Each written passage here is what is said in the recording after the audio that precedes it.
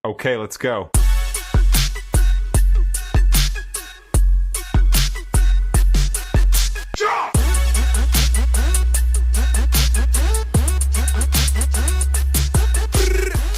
Assalamualaikum warahmatullahi wabarakatuh. Salam sejahtera bagi kita semua. Perkenalkan, saya Bella Paradita, SPD MA, dosen tetap program studi S1 Akuntansi, Fakultas Ekonomi dan Bisnis, Universitas Kahuripan Kediri.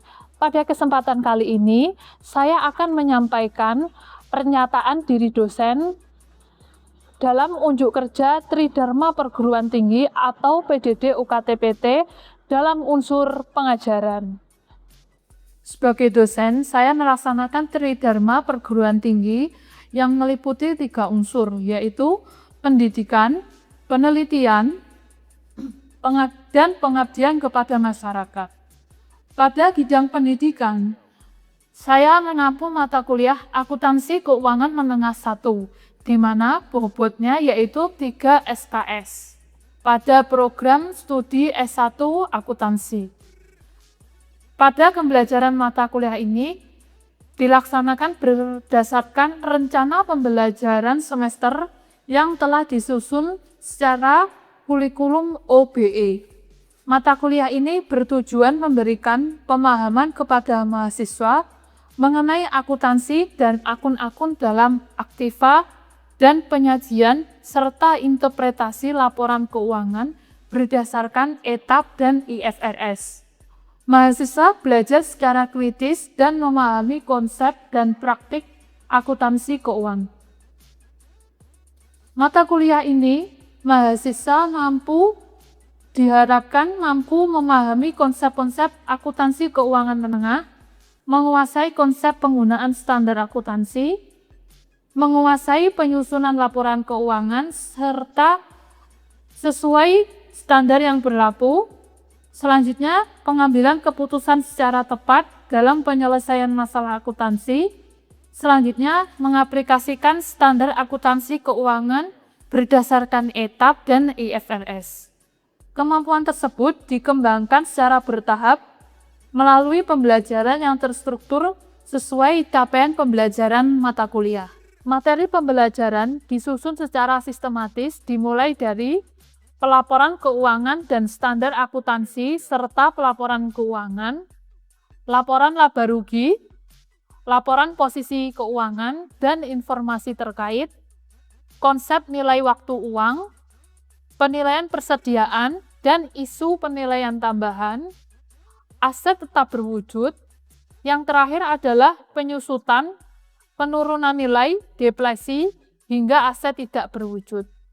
Penyusunan materi tersebut bertujuan agar mahasiswa memperoleh pemahaman konseptual, sekaligus kemampuan menerapkan dalam penyelesaian studi kasus sesuai perkembangan praktik akuntansi.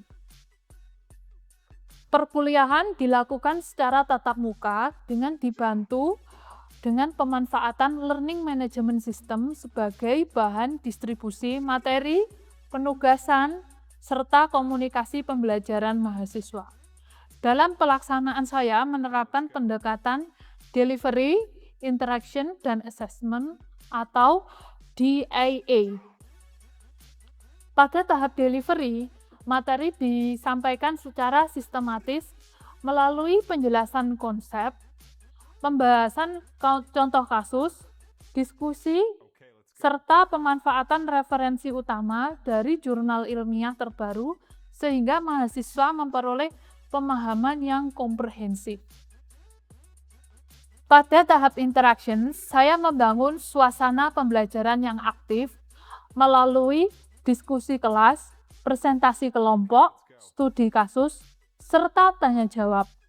Interaksi pembelajaran juga dilakukan di luar kelas melalui learning management system, sehingga mahasiswa tetap dapat berdiskusi, berkonsultasi, dan memperoleh umpan balik terhadap proses belajarnya.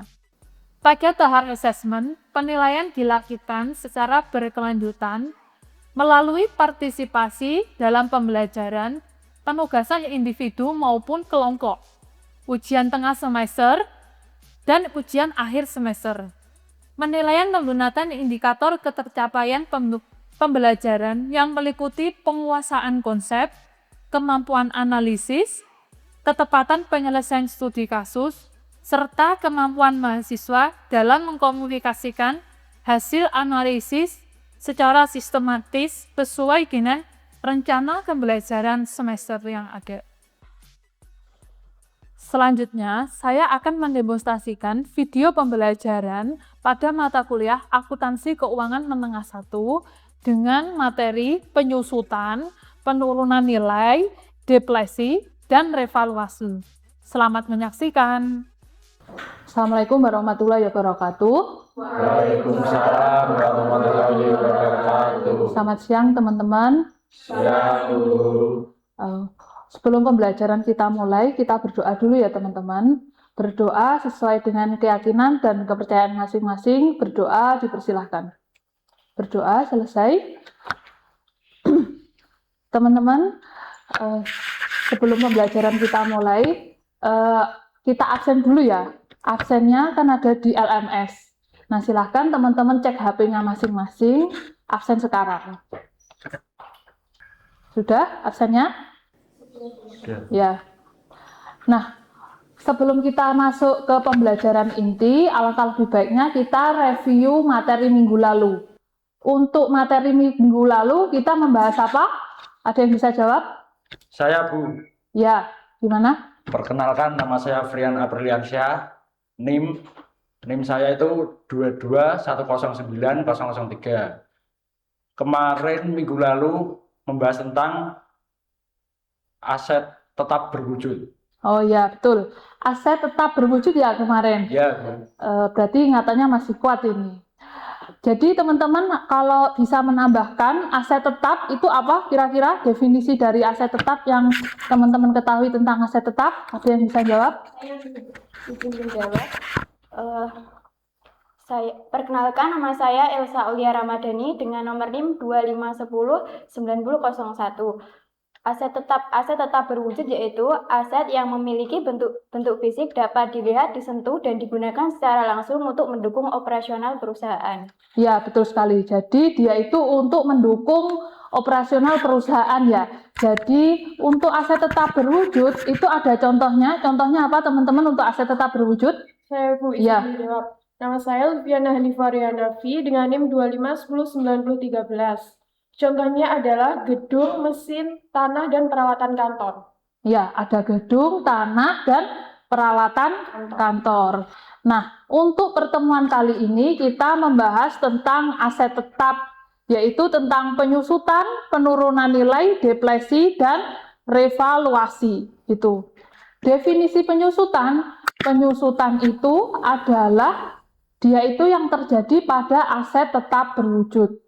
Tadi sudah dijelaskan sedikit oleh Mbak Nida, aset tetap berwujud itu ada apa saja? Itu ada bangunan, tanah, gedung, peralatan, gitu ya. Jadi dia itu mengalami penyusutan nilai, gitu. Nah, itu selama masa umur manfaatnya. Untuk faktor-faktor penyusutan itu ada 3 unsur utama ya.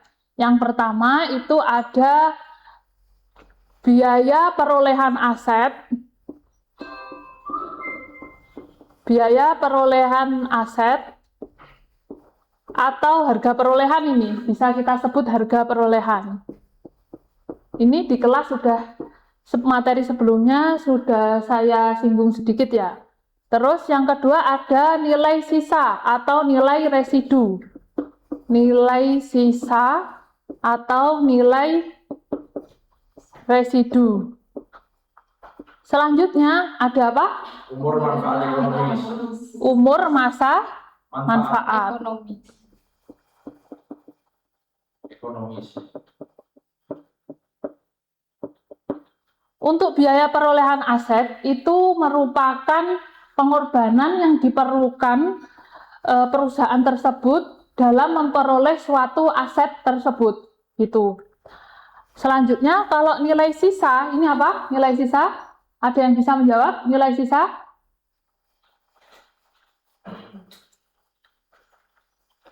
nilai sisa itu adalah estimasi nilai aset pada akhir umur manfaatnya, gitu ya. Jadi nanti dia taksiran umur manfaatnya, gitu. Kalau umur masa manfaat ekonomis itu ada apa saja? Umur masa manfaat ekonomis itu seberapa besar aset tetap itu bisa dimanfaatkan. Itu namanya umur masa manfaat, gitu. Dari sini ada yang ditanyakan? Nggak ada ya? Berarti kita lanjut. Nah, metode penyusutan. Dari metode penyusutan itu ada 3, teman-teman. Metode penyusutan itu ada 3. Apa aja metode penyusutan? Saya, Bu. Ya, namanya siapa, Mbak? Saya Mia Sintiasari, NIM 24109005. Ya, Metode penyusutan dapat pelan-pelan, Mbak. Ada apa saja? dan garis lurus, Garis lurus, selanjutnya saldo menurun, dan unit produksi. saldo menurun Dan unit produksi. dan unit produksi. Betul. Nah, ini kita bahas satu-satu ya mengenai rumusnya. Itu ada garis lurus, saldo menurun, dan unit produksi. Kalau garis lurus itu rumusnya bagaimana? Harga perolehan dikurangi apa? Nilai sisa dibagi umur manfaat. Betul. Nah, nanti teman-teman ini biasanya di garis lurus ini terjadi di aset tetap. Misalnya di peralatan, gedung itu menggunakan garis lurus. Kalau saldo menurun itu rumusnya harga perolehan gimana? Lanjut Mas Hasif slide-nya. Saldo menurun, harga perolehan dikali berapa? Perolehan dikali persentase garis lurus kali 2. Nah, ini kalau saldo menurun berganda. Kalau saldo menurun aja berarti tidak dikali 2. Selanjutnya terakhir ada di unit produksi. Unit produksi itu rumusnya hampir sama dengan garis lurus, yaitu harga perolehan dikurangi nilai sisa atau nilai residu dibagi estimasi masa manfaat dikali, nah ini kan unit produksi toh, ini dikali berapa unit produksinya. Jadi yang membedakan adalah pengkalinya sama garis lurus, pengkalinya unit produksi gitu. Gitu. Berarti ada pengkalinya unit produksi. Dari sini ada yang ditanyakan teman-teman? Gimana? Ada yang ditanyakan? Tidak ya? Kalau tidak ada, kita lanjut ke selanjutnya. Nah, ini ada soalnya ya. Jurnal penyusutan itu ada contoh soal mesin seharga 100.000, umur manfaatnya 5 tahun, nilai residunya itu ada 10 juta. Hitung dengan penyusutan garis lurus. Coba teman-teman hitung. Nah, itu penyusutan garis lurus berarti rumusnya dengan harga perolehan dikurangi nilai sisa dibagi umur manfaat gitu. Harga perolehannya berapa teman-teman? 100 juta dikurangi 10 juta. Dikurangi 10 juta. 100 juta kurangi 10 juta 90 juta dibagi dengan umur ekonomi. Manfaatnya 5 tahun ya di situ. Dibagi dengan 5 tahun berarti berapa? 90 juta dibagi 5 tahun 18 juta. Jurnalnya beban penyusutan pada akumulasi penyusutan. Betul. Dari sini sudah paham? Dimengerti? Mengerti. Ya. Selanjutnya ada penurunan nilai aset atau disebut juga dengan impairment ya. Nah, ini definisinya penurunan nilai aset itu terjadi ketika nilai tercatat aset melebihi jumlah terpulihkan.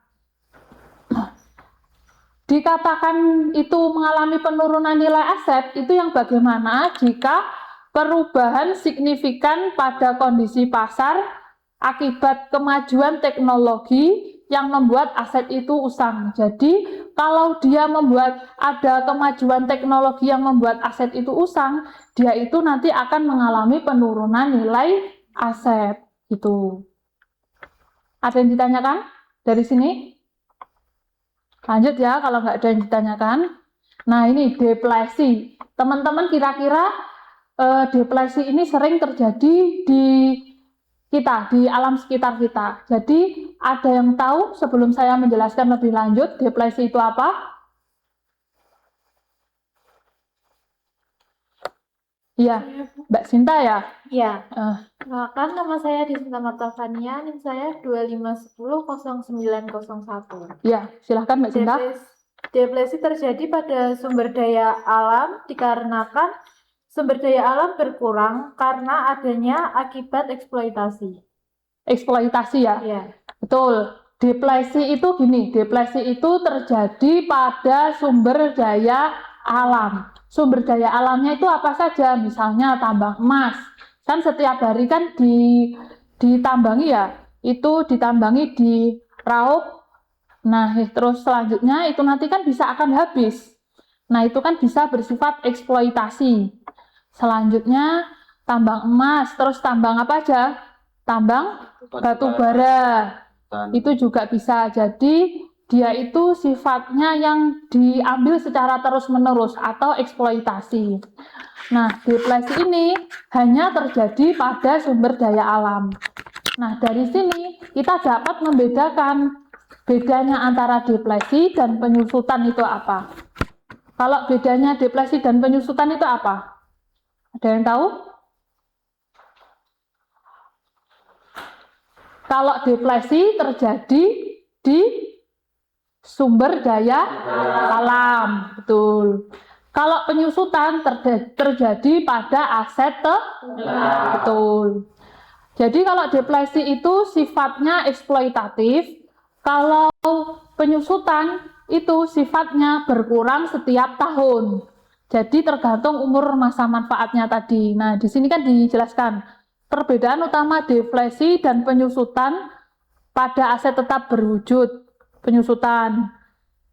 Nah, dia itu kalau penyusutan aus karena penggunaan. Aus itu nyusut gitu loh maksudnya. Sedangkan deflasi itu diterapkan pada sumber daya alam yang habis karena ekstraksi. Diambil manusia setiap hari untuk keperluannya. Itu bedanya deflasi. Ada yang ditanyakan? Saya mau izin bertanya. Perkenalkan, nama saya Lutfiana Hanifah Renafi dengan NIM 25109013. Saya mau bertanya, mengapa aset tetap itu bisa disusutkan dan tidak bisa disusutkan, seperti tanah yang tidak mengalami penyusutan? Ya, pertanyaannya bagus sekali ya. Gini, tanah itu tidak mengalami penyusutan karena nilai tanah itu setiap tahunnya itu kan akan naik terus ya, naik terus. Jadi misal kita ini membeli tanah perlunya itu 2 juta, nanti apabila kita jual di tahun depan, nanti nggak 2 juta lagi. Misalnya dia itu akan laku 5 juta perlunya. Nah, selanjutnya misalnya juga nanti di penyusutan itu, di tanah itu kan tanah-tanah itu kan ada dulunya itu persawahan. Selanjutnya di persawahan itu dibangun kampus negeri. Kan kita nggak tahu ya kemajuan zaman itu seperti apa. Nah, otomatis nilai tanahnya kita itu kan ini kan bertambah terus kan karena ada kampus tadi. Karena ada kampus negeri tadi, kita kan bisa membangun kos-kosan, misalnya kayak gitu. Jadi setiap tahunnya tanah itu akan terus bertambah. Tidak mungkin mengalami penyusutan kalau tanah itu begitu. Lanjut ya. Nah, ini tarif deflasi itu rumusnya ada sama ya. Biaya perolehan dikurangi nilai residu dibagi estimasi total sumber daya. Gitu. Nah, ini ada contoh soal. Tanah yang mengandung hasil tambang dibeli dengan harga 50 juta. Taksiran biayanya sebesar 200.000 ton. Tanah tersebut setelah dieksploitasi ditaksir 10 juta. Deflasinya berapa? Kita jawab dulu. Biaya perolehannya berapa? 50 juta. Dikurangi nilai residu, nilai sisanya berapa? 10 juta. Dibagi taksiran biayanya, taksiran isinya 200.000 ya. Nanti jawabnya 200 per ton. Nah, dia itu di tahun pertama dieksploitasi sebanyak 40.000 ton. Maka deflasi untuk tahun tersebut itu 40.000 kali 200. 200 ini loh. Ya. 400 kali 200 8 juta. Jadi untuk jurnalnya kita nanti pencatat di laporan keuangan itu deflasi pada akumulasi deflasi sebanyak 8 juta. Itu. Ada yang ditanyakan dari sini? Lanjut ya. Revaluasi aset tetap. Nah, revaluasi aset tetap itu penghitungan ulang aset tetap. Jadi aset tetap di perusahaan itu dihitung kembali. Biasanya itu digunakan pada saat ini perusahaan tersebut mengalami merger. Merger itu apa? Penggabungan ya. Penggabungan perusahaan atau diakuisisi. Akuisisi itu seperti halnya ini. Akuisisi itu memindahkan ya, memindahkan namanya itu diganti di perusahaan itu, dibeli sahamnya. Itu untuk tujuan revaluasinya itu. Lanjut ya. Nah, ini untuk surplus revaluasi. Surplus itu selisih lebih antara nilai wajar aset setelah revaluasi dengan nilai buku. Untuk pengakuan di ekuitasnya itu dicatat dalam komponen ekuitas debit aset tetap kenaikan nilai kredit surplus ya. Ini ada contoh jurnalnya. Mesin senilai 200 juta direvaluasi menjadi 260 juta. Jurnalnya aset tetap pada surplus revaluasi. Tuh.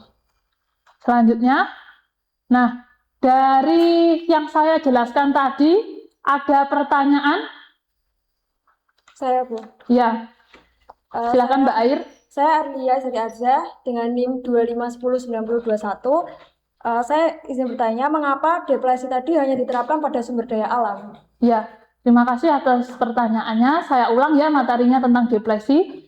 Mengapa deflasi tadi terjadi pada sumber daya alam? Karena sumber daya alam itu kan bersifat eksploitatif. Artinya dia itu bisa habis sumber dayaannya jika kita ambil terus-menerus. Jadi aset tetap apapun itu tidak mengalami depresiasi. Yang mengalami hanya sumber daya alam karena dia bersifat eksploitatif atau habis dipakai.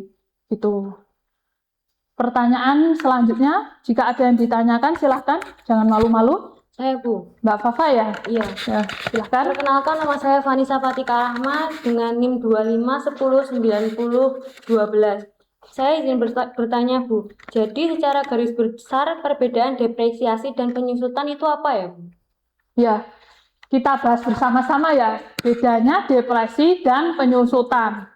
Kalau depresi tadi seperti yang dijelaskan Mbak Air, depresi terjadi pada sumber daya alam. Sedangkan penyusutan terjadi pada aset tetap. Kalau depresi itu tadi dia akan bersifat habis ya eksploitatif. Sedangkan penyusutan itu nyusut setiap tahunnya gitu ya.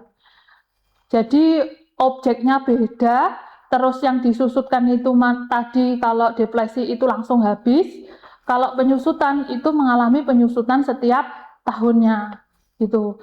Terus kalau penyusutan itu dihitung menggunakan metode garis lurus karena kan tetap toh. Kalau deflasi itu karena jumlahnya itu satuan ya, jadi dihitung menggunakan unit produksi. Tadi yang Kembali lagi di materi tadi, unit produksi, metode penyusutan unit produksi. Selanjutnya kita ke sesi mini discussion ya. Ini saya ada contoh kasus ya untuk mini discussion, yaitu sebuah perusahaan transportasi membeli bus listrik dengan harga yang relatif tinggi. Setelah 3 tahun muncul teknologi baterai baru yang lebih efisien sehingga nilai ekonomis bus lama menurun lebih cepat dari perkiraan. Namun perusahaan tetap menggunakan umur manfaat awal dalam menghitung penyusutan. Kemarin kan teman-teman kan sudah saya bentuk kelompok ya. Silahkan diskusi ke kelompoknya masing-masing ya. Nah ini ada 3 pertanyaan diskusi dan nanti silahkan dijawab. Perusahaan perlu merevisi umur masa manfaat tersebut. Apakah perusahaan perlu merevisi umur masa manfaat tersebut? Silahkan kelompok 1 yang menjawab, Mbak Sinta. Jawabannya ya, perusahaan sebaiknya merevisi estimasi umur manfaat apabila terdapat bukti bahwa manfaat ekonomis aset berubah. Oh ya, jadi dia yang berubah ya, Iya. gitu. Betul. Selanjutnya yang kedua ya, dampak terhadap laporan keuangannya itu apa? Keuangannya. Nanti jelaskannya singkat, padat, dan jelas gitu ya, Mas. Oke. Mas Rajif ya. Dampak terhadap laporan keuangan yaitu ada 4, yaitu di laporan laba rugi, yang kedua ada di laporan posisi keuangan atau neraca, yang ketiga ada laporan arus kas dan rasio keuangan. Ya, di rasio keuangannya ya berarti. Sudah? Itu? Ya. Jawabannya sangat tepat sekali. Selanjutnya terakhir, kelompok ketiga. Bagaimana keputusan tersebut mempengaruhi kepercayaan investor? Keputusan perusahaan akan sangat mempengaruhi persepsi investor terhadap kualitas laporan keuangan. Karena jika perusahaan merevisi umur manfaat, laporan keuangan akan lebih mencerminkan kondisi ekonomi aset yang sebenarnya. Selanjutnya, Menunjukkan bahwa manajemen menerapkan prinsip relevansi dan faithful representation. Yang ketiga adalah investor akan lebih percaya karena perusahaan bersikap transparan dan responsif terhadap perubahan teknologi. Jika perusahaan tidak merevisi umur manfaat, maka laporan keuangan berpotensi tidak mencerminkan kondisi ekonomi yang sesungguhnya. Nilai aset dapat menjadi terlalu tinggi, beban penyusutan menjadi terlalu rendah, sehingga laba tampak lebih besar dari kondisi ekonomi yang sebenarnya, dan investor dapat meragukan kualitas laporan keuangan dan kredibilitas manajemen. ya, berarti dia itu sangat berpengaruh terhadap keputusan investor tersebut. Itu ya Mbak Nia? Iya. Ya, sangat tepat sekali. Nah, sudah ya ini untuk pertemuan tentang penyusutan, deflasi, dan evaluasi tadi sudah cukup jelas ya dari saya. Mungkin itu teman-teman yang dapat saya sampaikan. Nanti kita ketemu lagi di minggu depan ya, gitu. Nah, terima kasih teman-teman untuk kehadirannya pada siang hari ini. Semoga ilmu yang kita pelajari tadi bisa bermanfaat. Terima kasih. Wassalamualaikum warahmatullahi wabarakatuh. Waalaikumsalam warahmatullahi wabarakatuh. Terima kasih. Ya, sama-sama. Demikian pernyataan diri dosen dalam unjuk kerja Tridharma Perguruan Tinggi atau PDD UKT-PT dalam bidang pengajaran. Saya Bella Paradita mengucapkan terima kasih kepada Bapak dan Ibu asesor. Wassalamualaikum warahmatullahi wabarakatuh. Okay, let's go.